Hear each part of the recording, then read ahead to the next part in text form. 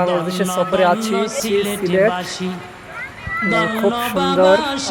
আমি রয়েছি সুদূর ইন্ডিয়া থেকে শহীদুল ইসলাম, আমার সাথে রয়েছে আমার সিলেটের বাগিনা হাফেজ মোহাম্মদ নাহিদ হোসেন। খুবই সুন্দর, খুবই সুন্দর। আপনারা সকলে আসবেন। সদর প্রাণের শাহান সীতাহাবর সিলেটিরা বালা আছে। সিলেটটা অনেক সুন্দর একটা জায়গা। সিলেট আইয়া যে ভালো লাগে, অত্যন্ত মনোমুগ্ধকর একটি পরিবেশ। মুগ্ধ করার দিক থেকে সবচেয়ে এগিয়ে থাকবে সিলেট। অন্য কোনো জেলা এইভাবে কাউকে মুগ্ধ করতে পারবে বলে মনে হয় না। সিলেট হচ্ছে বাংলাদেশের মধ্যে সবচেয়ে বৈচিত্র্যময় একটি জেলা। সৌন্দর্যের দিক থেকে সিলেটকে 99 দেবো, কারণ পাহাড়টা, আসামের যে পাহাড়গুলো এই পাশ থেকে দেখা যায়, অনেক সুন্দর লাগে। প্রাকৃতিক একটা সৌন্দর্য আছে, ভালোই লাগে। সিলেটটা অনেক সুন্দর একটা জায়গা বলতে গেলে। সিলেটের ভাষা কি পারেন আপনি? তো চিটাগং। আমি মোটামুটি পারি। কিতা খাইছনি, গোসল করছেনি, ভালো আছেনি বা? জায়গাটা ভালো লাগতেছে, অনেক ভালো লাগতেছে। এর আগে কখনো আসা হয়নি, এটা আমার ফার্স্ট টাইম।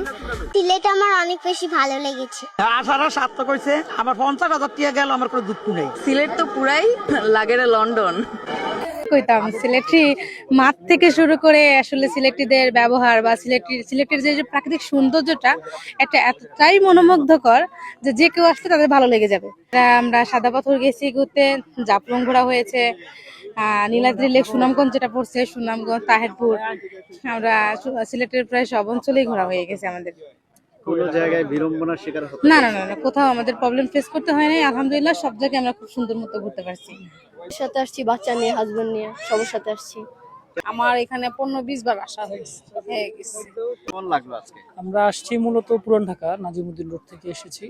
আসার পরে দেখলাম ওয়েদারটা খুব জোস, আর প্রাকৃতিক ন্যাচারাল যেটা আছে দেখে খুব ভালো লাগছে।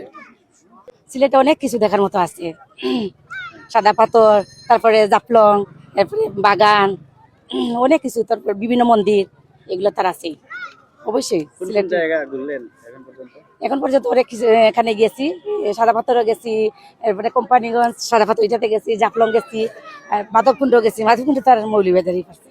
আর স্টেডিয়াম তো প্রায় দিনই আসা পড়ে শুক্রবারে।